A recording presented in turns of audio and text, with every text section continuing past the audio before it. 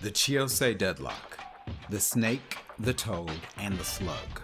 First led by Jiraiya, Orochimaru and Tsunade, the legendary Sannin, were replaced with each of their apprentices, Naruto, Sasuke, and Sakura. But this new deadlock is different in only one way. Unlike Naruto and Sasuke, Sakura never surpassed Tsunade. Pouring through every episode and every document on Sakura and Tsunade, you might be surprised to find that Sakura on basically every level of analysis hasn't surpassed Tsunade, but only rather matched her. But first, let's look at Naruto and Sasuke. Naruto Shippuden depicts a few very obvious story points in which it is very easy to conclude that both Orochimaru and Jiraiya were surpassed. Naruto defeated the Six Paths of Pain, and although supported by the intel provided by Ketsuyu, Naruto went on to perfect and improve many of Jiraiya's jutsus, including Sage Mode. Sasuke quite literally defeated Orochimaru in battle, although he was weakened, but also went on to master a great many of his techniques, as well as many other visual jutsu that were new, and helping to defeat Madara, who Orochimaru didn't even stand up against. Sakura, on the other hand, has made no such achievements. She never defeated an enemy that Tsunade failed at defeating, she never faced Tsunade in battle, and she hasn't even improved upon her techniques in any meaningful way.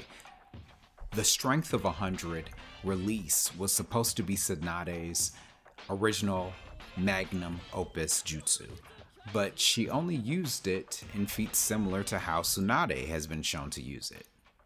We also cannot reasonably ascribe any of the ways in which Sakura used that technique to be her own, considering she only activated the jutsu for the first time during the end of the Fourth Great Ninja War.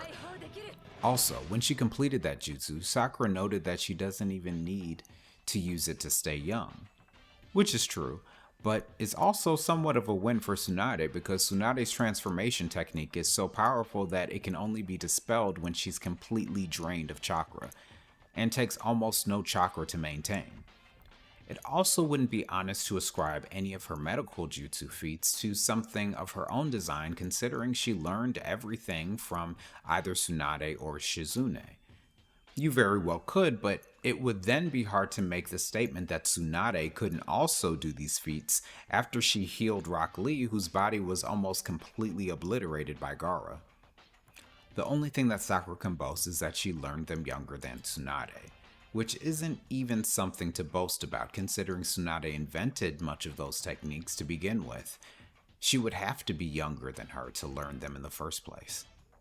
Furthermore, every anecdotal account of Sakura being possibly greater than Tsunade in her prime are all conjecture.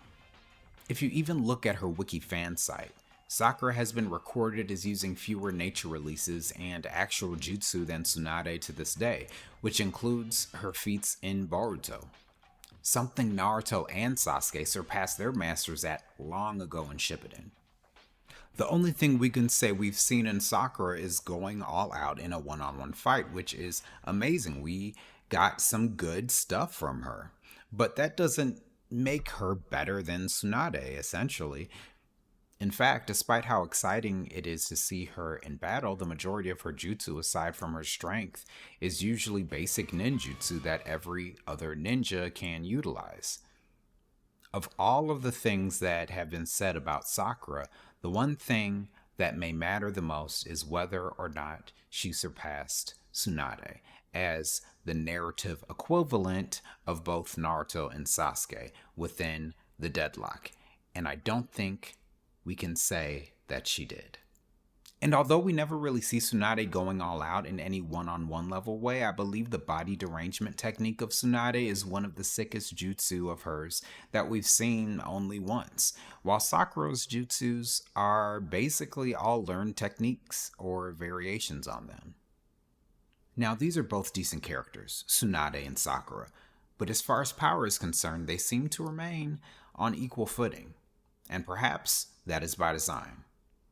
Did she actually surpass Tsunade in ways we haven't seen here?